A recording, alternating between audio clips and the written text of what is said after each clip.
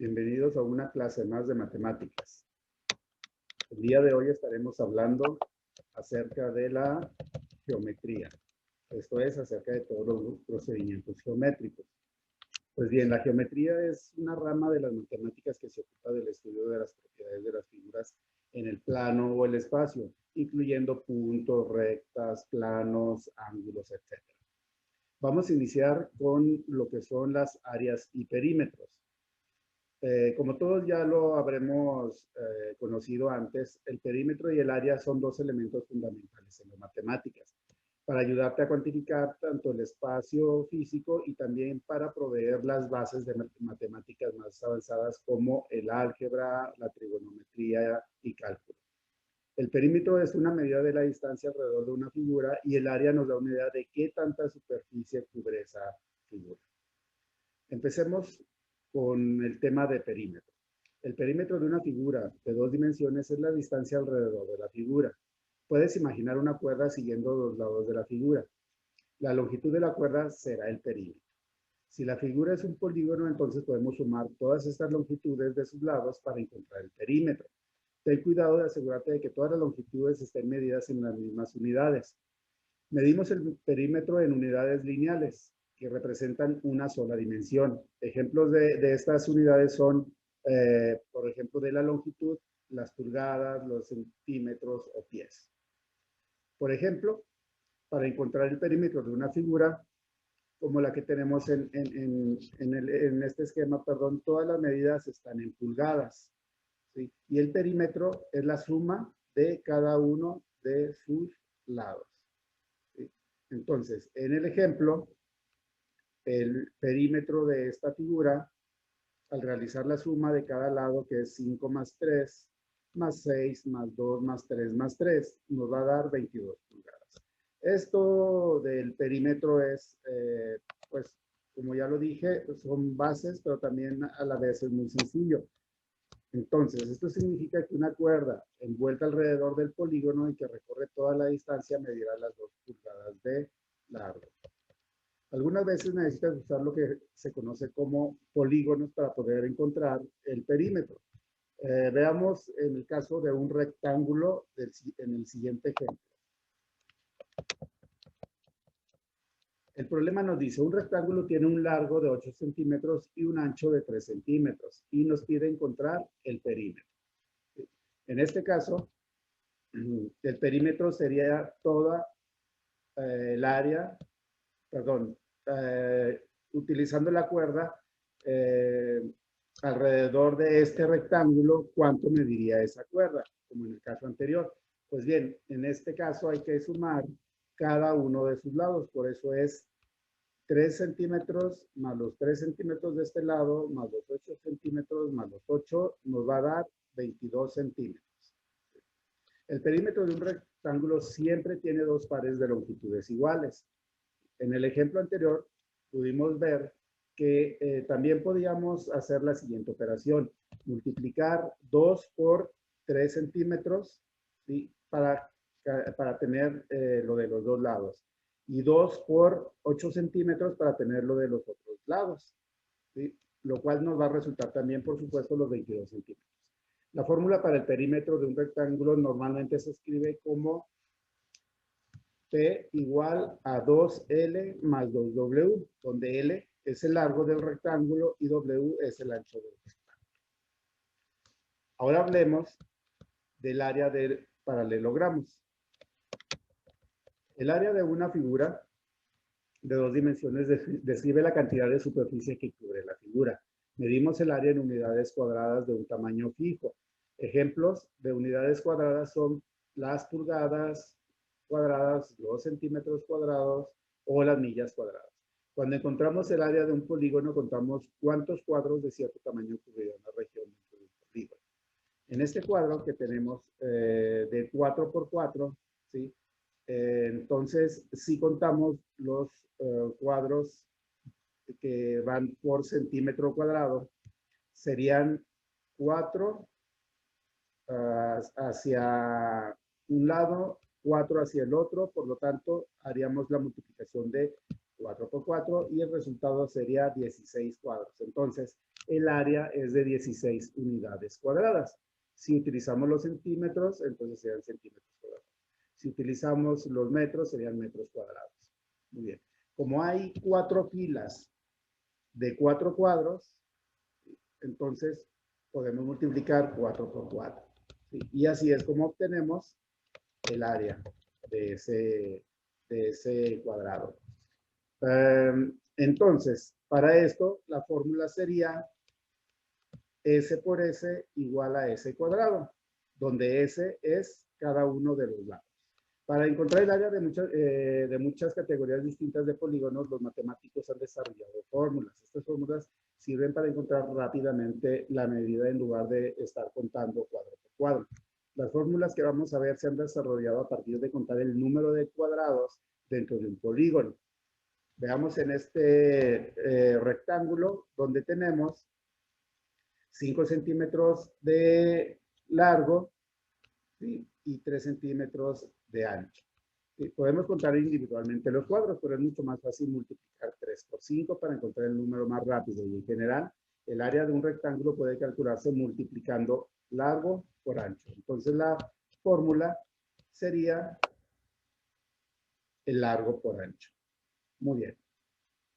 La fórmula para un paralelogramo, hay que recordar que un rectángulo es un tipo de paralelogramo. Es la misma que la del rectángulo, ¿sí? Entonces sería la fórmula área es igual a largo por ancho. Observa que en un rectángulo el largo y el ancho son perpendiculares. Eso debe ser válido para todos los paralelogramos. Normalmente se usa la base representada por la B, por la altura representada por H, que es la línea perpendicular a la base. Entonces, la fórmula para un paralelogramo se escribe, ¿sí?, de la siguiente manera. En este paralelogramo, la altura sería en esta zona, ¿sí? Y la base, digamos, es esta zona. ¿Sí? Si este triángulo lo trasladáramos a otro lado, entonces estaríamos completando un rectángulo. Por eso es que se puede utilizar la fórmula de la base por altura. Nos pide encontrar el área de este paralelogramo que mide 4 pies de base por 2 pies de altura. Entonces, al utilizar la fórmula base por altura, ¿sí?, nos quedaría de la siguiente manera. Área es igual a 4, que es la base, por 2, que es la altura. ¿Sí? Entonces, el resultado es 8. Muy bien, entonces el área del paralelogramo que estamos viendo es de 8 pies cuadrados. Muy bien, ahora platiquemos acerca del área de los triángulos y los trapezoides. La fórmula para encontrar el área del triángulo puede explicarse con un triángulo rectángulo. Veamos en la siguiente imagen que es un rectángulo con la misma altura y base del triángulo original. El área del triángulo es la mitad del área del rectángulo. Entonces, como el área de los dos triángulos congruentes es la misma que el área del rectángulo, puedes crear la fórmula de área es igual a 1/2 de la base por la altura.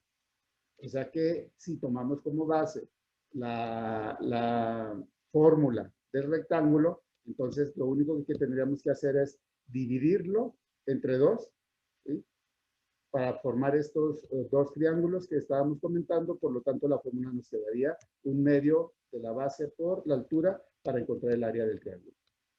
Cuando usamos la fórmula para el triángulo para encontrar su área, es importante identificar la base y la altura, que es perpendicular a la base. ¿Sí? La altura es perpendicular a la base. Muy bien, veamos un ejemplo.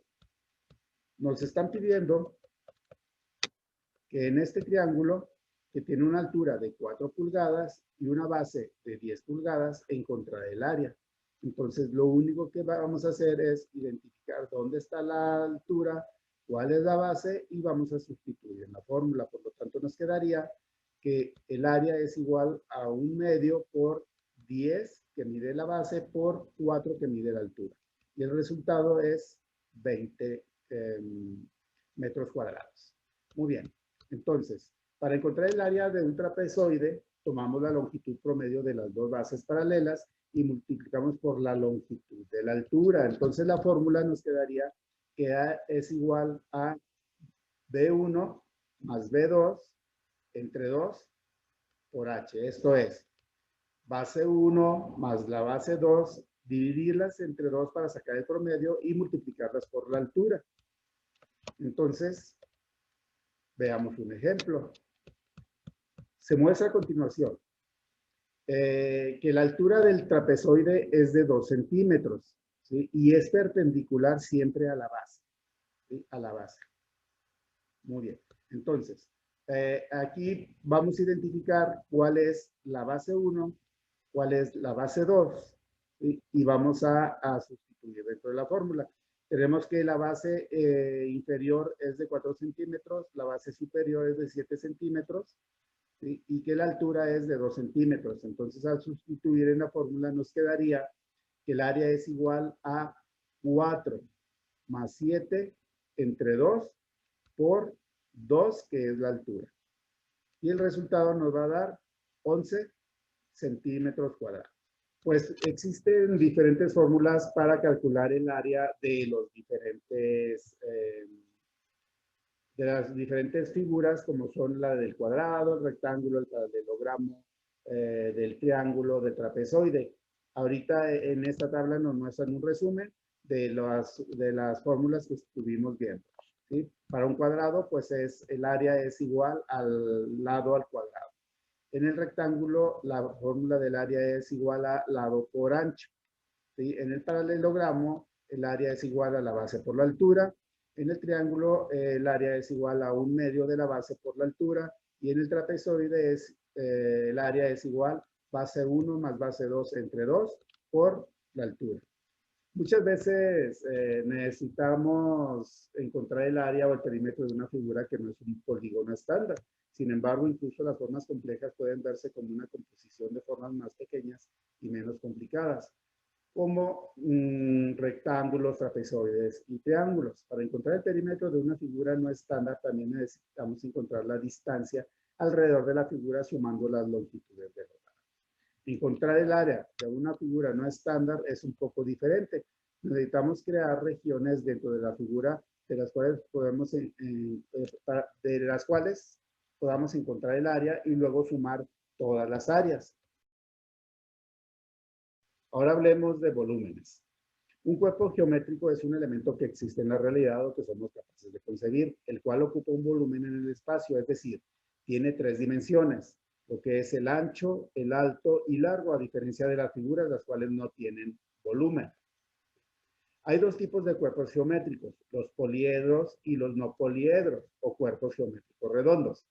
Veamos los distintos cuerpos geométricos que forman parte de las categorías anteriores, sus elementos y las fórmulas que se utilizan para calcular su superficie, o sea, el área que ocupa el desarrollo plano del cuerpo geométrico y su volumen.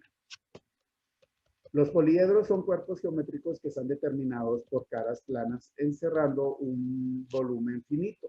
Lo más importante de los sólidos platónicos como el tetraedro, el cubo, el octaedro, el dodecaedro y el icosaedro, las pirámides y los prismas. Veamos algunos de ellos detenidamente. El cubo. Cada una de las líneas donde se encuentran 2 caras de cualquier cuerpo geométrico se determina arista. En el caso del cubo, todas las aristas tienen la misma longitud. Por tanto, para calcular el área, como tiene 6 caras iguales y el área de cada una es lado por lado, entonces el área será 6 veces el área de cada una de sus caras. Por otro lado, el volumen será lado al cubo. Aquí están representadas las fórmulas para el área y para el volumen. Ortoedro. Este cuerpo geométrico es un paralelepípedo, al igual que el cubo, en el que todos sus lados son rectángulos, sea a la base, B el ancho y C la altura. El área y volumen se calculan de la siguiente manera. El área sería 2 por A menos B más A menos C más B menos C. Y el volumen sería A por B por C. En el caso del prisma, que es un cuerpo geométrico que está formado por dos caras iguales y paralelas que reciben el nombre de base y que puede ser cualquier polígono, un cuadrado, un hexágono, un heptágono y cuyas caras son paralelogramos, ¿sí? El más común en el caso del prisma rectangular, cuyas caras son rectángulos. El área y el volumen se calcularán utilizando las siguientes fórmulas. El área va a ser igual al perímetro de la base por la altura, más 2 por área base. Y el volumen va a ser igual al área base por la altura. Muy bien. Sigamos con la pirámide. La pirámide, para poder calcular el área y el volumen de una pirámide, en primer lugar es necesario familiarizarnos con sus componentes.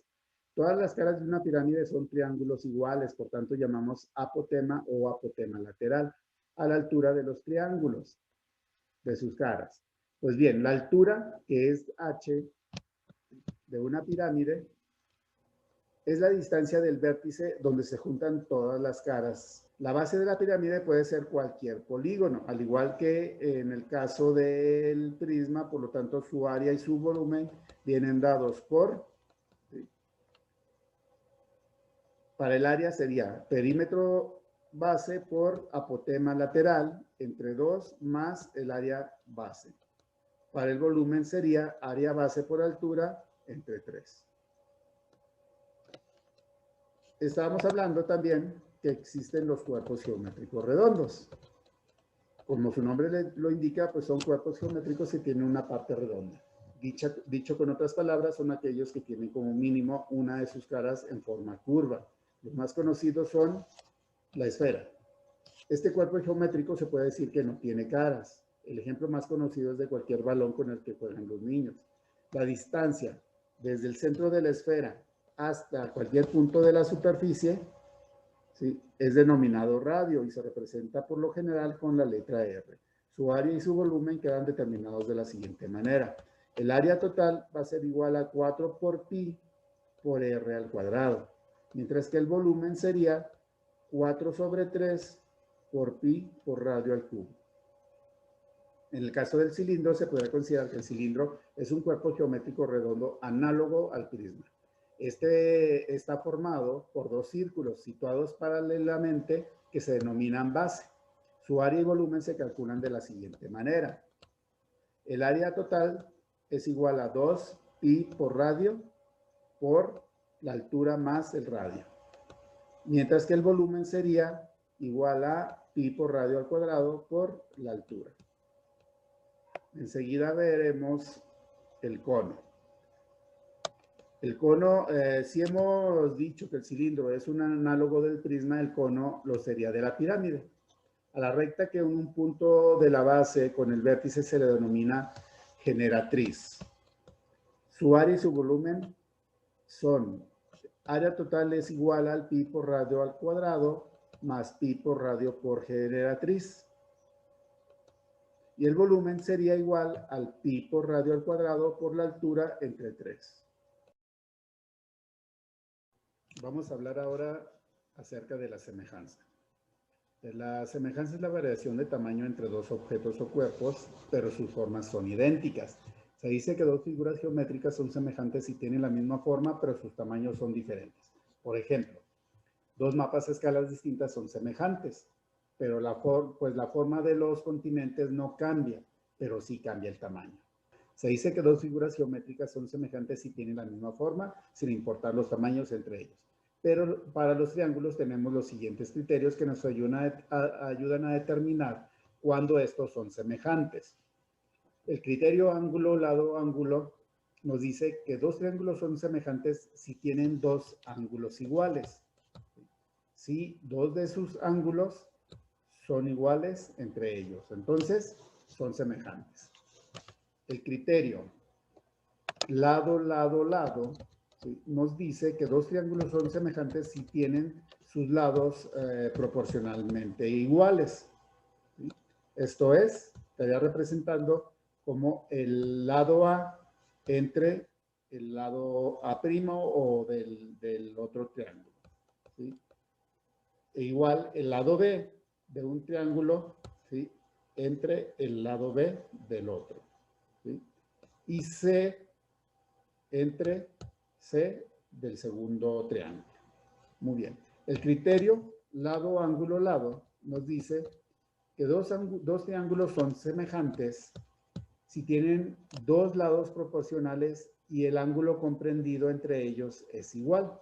Entonces, el ángulo B, ¿sí?, va a ser proporcional al ángulo B del otro triángulo, ¿sí?, y sus lados, tanto A como C, son también proporcionales. Vamos a hablar entonces todavía acerca de la semejanza de triángulos, ¿sí?, pero en este vamos a determinar cuáles son sus fórmulas. Entonces, cuando los lados de un triángulo son semejantes, ¿sí?, a los lados de otro triángulo, entonces se va a representar como de esta forma. A sobre A' va a ser igual a B sobre B' igual a C sobre C'. La razón de proporción entre los lados homólogos de los triángulos se llama razón de semejanza, que fue esta fórmula que obtuvimos ahorita. Hay que hacer para esto algunas observaciones. La razón de los perímetros de los triángulos semejantes es igual a su razón de semejanza. Está representado a través de esta fórmula que ya estuvimos platicando ahorita acerca de este comportamiento. Luego, la razón de las áreas de los triángulos semejantes es igual al cuadrado de su razón de semejanza. Así, si las áreas de los triángulos ABC y ABC' son S y S', como lo vimos anteriormente, respectivamente, entonces S entre S' es igual al radio al cuadrado. Para este ejemplo analizaremos si los lados son proporcionales.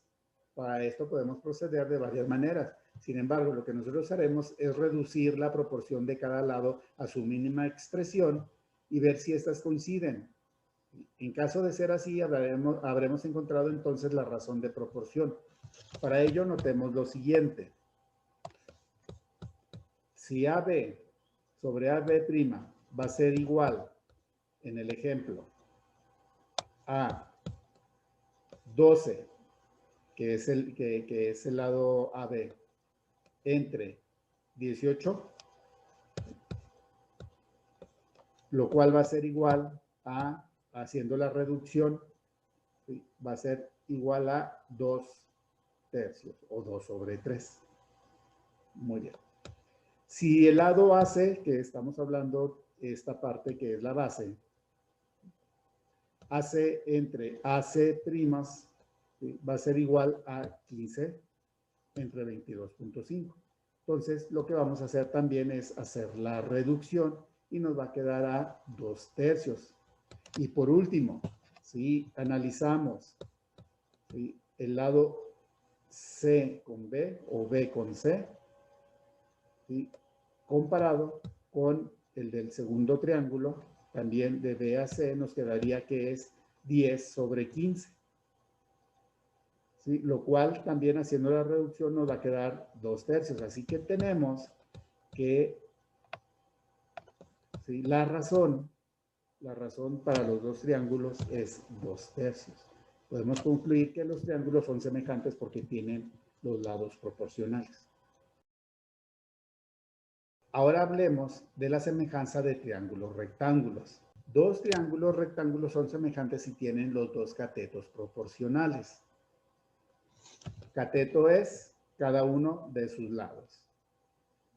El lado que es el más largo o el más grande, ese es la hipotenusa. Entonces, estamos hablando del lado B y del lado C. Razón apoyándote en los criterios de semejanza entre triángulos rectángulos, ¿por qué son semejantes estos dos triángulos? Si este triángulo, el triángulo pequeño, mide 3 centímetros y 5 centímetros, y el triángulo más grande mide 6 centímetros, ¿sí?, y 10 centímetros, entonces vamos a ver si son semejantes.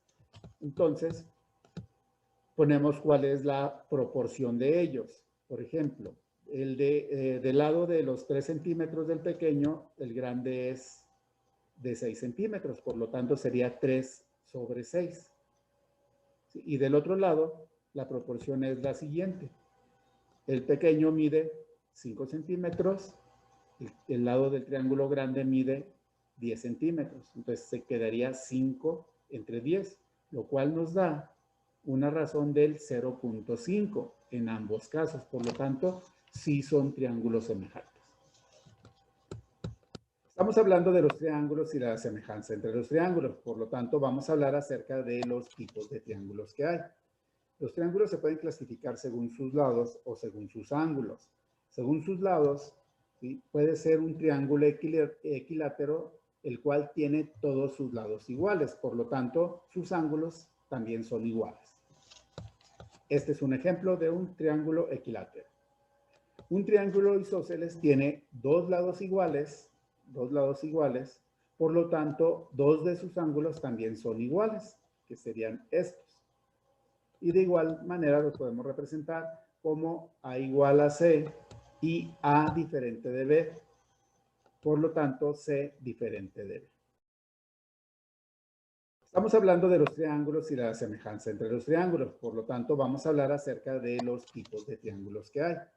Los triángulos se pueden clasificar según sus lados o según sus ángulos. Según sus lados, ¿sí? Puede ser un triángulo equilátero, el cual tiene todos sus lados iguales. Por lo tanto, sus ángulos también son iguales. Este es un ejemplo de un triángulo equilátero. Un triángulo isósceles tiene dos lados iguales, por lo tanto, dos de sus ángulos también son iguales, que serían estos. Y de igual manera los podemos representar como A igual a C y A diferente de B. Ahora pasamos a lo que es el triángulo escaleno. El triángulo escaleno tiene los tres lados desiguales, por lo que sus tres ángulos también son desiguales y se representa A diferente de B, A diferente de C y B diferente de C. Por lo tanto, también sus ángulos todos son desiguales. Pueden clasificar los triángulos según sus ángulos. Y puede ser un triángulo rectángulo, donde uno de sus ángulos es de 90 grados. Los otros dos son ángulos menores a los 90 grados. Muy bien, un triángulo oblicuángulo no tiene ningún lado recto de 90 grados. Se dividen en triángulos acutángulos y en triángulos obtusángulos. Un triángulo acutángulo, ¿sí? Es aquel donde los tres ángulos son agudos, o sea, menores de 90 grados. Y un triángulo obtusángulo, uno de sus ángulos es mayor a 90 grados y los otros dos son agudos, o sea que son menores. Aquí representados los tres tipos de triángulos. El triángulo rectángulo es aquel donde tiene un ángulo de 90 grados y los otros son menores a 90 grados. El triángulo acutángulo, que es dentro de los oblicuángulos, tiene sus tres ángulos menores a 90 grados. Y el obtusángulo tiene un ángulo mayor a 90 grados y los otros dos son menores a 90 grados. Un polígono regular tiene todos los lados iguales y todos los ángulos iguales, si no, entonces va a ser un polígono irregular. Las características de los polígonos regulares son las siguientes. El ángulo interior de un polígono regular de n número de lados, ¿sí? Van a ser iguales. ¿Por qué? Porque los lados son iguales. Por lo tanto, ¿sí? Y estos se calculan de esta manera. La fórmula es n menos 2 por 180 grados entre n, donde n, ¿sí? Es el número de lados. Para este polígono regular de 8 lados, ¿sí? Sustituiríamos de la manera siguiente. Sería 8 menos 2 por 180 grados entre 8, ¿sí? Y nos va a dar un resultado de 135 grados. También existe lo que es el ángulo exterior. Y este se mide sobre la misma línea, si calculan, agregando una línea a cada uno de sus lados, ¿sí? Y el ángulo exterior sería el que está por fuera del polígono. Este lo podemos calcular simplemente restando a 180 grados lo que mide el ángulo interior. Para este ejemplo que estamos utilizando del octágono, entonces sería 180 grados menos 135 grados nos va a resultar los 45 grados. Sigamos analizando lo que son los polígonos regulares. Pues bien, la circunferencia exterior, que se llama circunscrita, ¿sí? Si a este polígono le formamos una circunferencia que vaya uniendo a cada uno de los vértices, ¿sí? Esa circunferencia que está por fuera se llama circunscrita, ¿sí? A veces se le llama también circuncírculo y conecta los vértices del polígono. Y una circunferencia interior que se llama inscrita y toca a cada uno de los lados, ¿sí? En el punto medio del polígono, ¿sí? A esta se le va a llamar también incírculo. El radio de la circunferencia circunscrita es también llamada el radio del polígono, que va del centro al vértice, donde se une el vértice con la circunferencia circunscrita. Y el radio de la circunferencia inscrita se le llama apotema del polígono, o sea que va del centro del polígono, ¿sí? Al centro del lado, ¿sí? O sea que toca al incírculo. Muy bien. Entonces, a ese se le llama apotema. Si tomamos un sector, si tomamos un sector de un polígono regular de n número de lados y lo cortamos por la mitad, tenemos un triángulo pequeño que contiene toda la información importante para poder determinar tanto su área del polígono como la aplicación de lo que se llama seno, coseno y tangente, ¿sí? Que vamos a ver un poquito más adelante. Pues bien, si yo tomo este sector de este polígono, ¿sí? Y lo divido a la mitad, como lo estábamos diciendo, voy a tener un triángulo rectángulo, el cual, como característica de los triángulos rectángulos, es que uno de sus ángulos es de 90 grados. ¿Sí? El lado más largo, pues, va a ser el radio y el apotema, pues, va a ser uno de sus lados. A partir de aquí podríamos calcular el área de estos polígonos regulares. ¿Cómo lo haremos? Pues como primer paso, ¿sí? Es sacar el perímetro del polígono.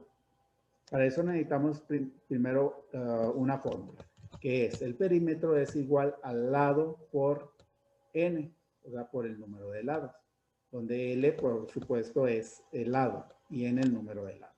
Entonces, una vez que ya lo tenemos, ahora vamos a determinar el valor del apotema. Para determinar el valor del apotema, pues vamos a utilizar la fórmula que es L sobre 2 por la tangente de 180 entre n. Se utiliza, por supuesto, la función de la tangente para podernos ayudar a utilizar esta fórmula. Y luego, enseguida, para el tercer paso, ¿sí? Determinamos el área del polígono con ayuda de las dos fórmulas anteriores, donde el área, la fórmula del área es igual es P por A entre 2, donde P es el perímetro, donde A es el apotema, y ya los conocemos anteriormente. Vamos a ver un ejemplo para poderlo entender mejor. Pues bien, en este ejemplo tenemos un hexágono, ¿sí? Donde entonces n, que es el número de lados, es igual a 6. El ángulo interior mide 120 grados.